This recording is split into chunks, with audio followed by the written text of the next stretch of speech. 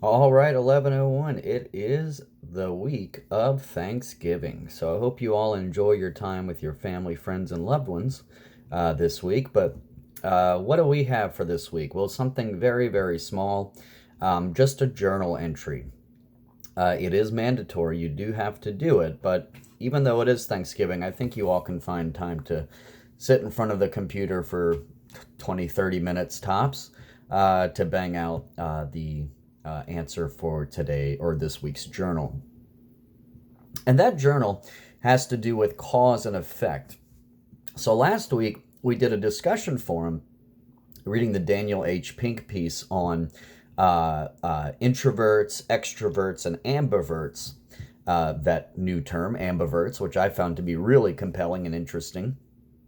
So we had a discussion there. I engaged with a few of you in the forum, and the point of the forum was for you all to answer how successful was Pink in setting up his categories of extrovert, introvert, ambivert, and how well did he compare and contrast them, as that was the spirit of that mode of discourse, comparison and contrast.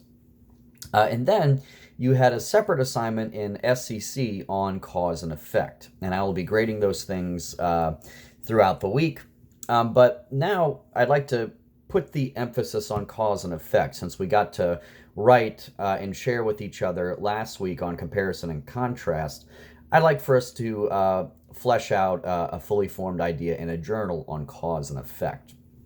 And all I ask you all for the cause and effect journal this week is to just journal on the importance of attributing the accurate effect to the cause, okay?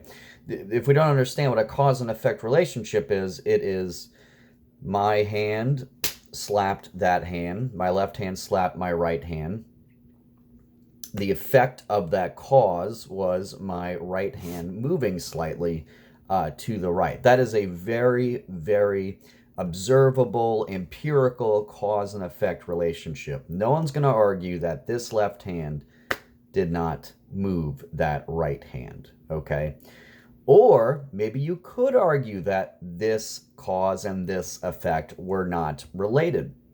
Maybe, unbeknownst to you all, you can't see in the camera, I moved my right hand independent of this left hand striking this right hand.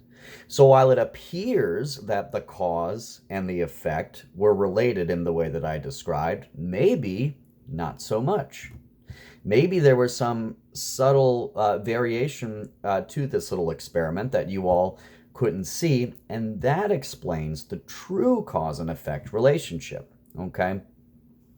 So we attribute false causes to false effects and vice versa all the time. We might assume that we know why we got the results that we got from, let's say, an experiment or something going on in day-to-day life. But you might not always have it right. What you observe might not always lead you to the truth. So all I'm asking you in this week's journal is to kind of ponder on that notion of cause and effect.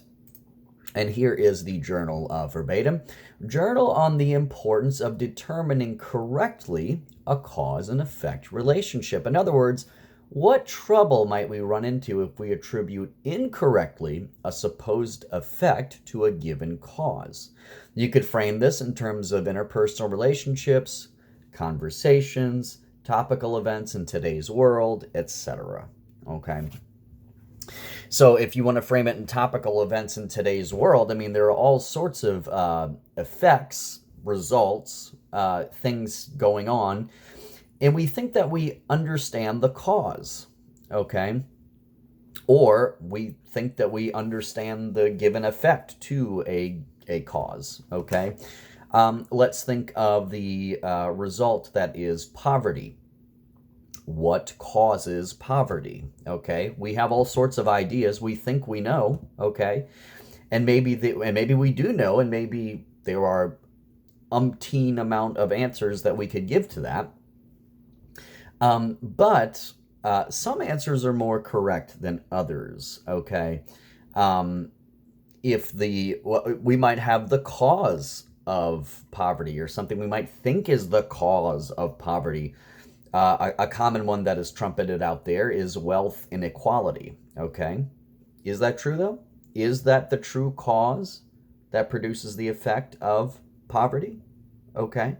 So I'm just kind of asking you all, why is it important to connect accurately and correctly the cause and the effect? Okay. So that's all for this week in terms of what you must do, your compulsory assignment. That is the journal on cause and effect. It's our 7th journal. What you can do optionally to gain credit on your final MLA research revision, which is going to be due of course, not the end of this week, but the end of next week. That's going to be December the 8th. So the only real assignment you guys are going to have is to redo your MLA research essay. I might have one more journal or one more blog accompanying. I probably will, in fact, have another journal and or blog accompanying next week's MLA research revision. But in any case, you have an option here too this week. If you'd like to do a blog, you can do so for extra credit on that final revision. Okay.